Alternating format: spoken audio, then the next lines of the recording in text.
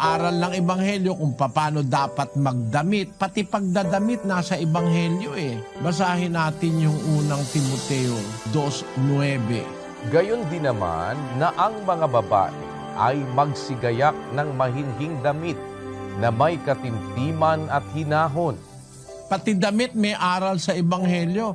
Ang babae gagayak ng mahinhing damit, matimtiman at mahinahon.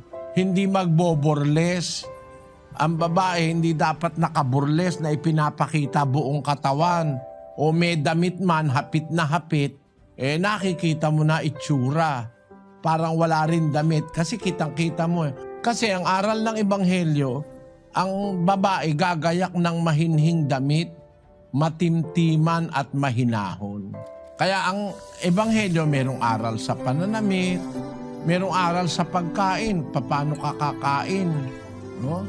Kung paano ka maghahanap buhay, kung paano ka magtataguyod ng pamilya, kung paano kayo mananalangin, kung paano magsasama mag-asawa, kung paano nyo papalakihin ang inyong anak, paano kayo makikipagrelasyon sa kapitbahay, sa kaaway, sa kaibigan. Marami.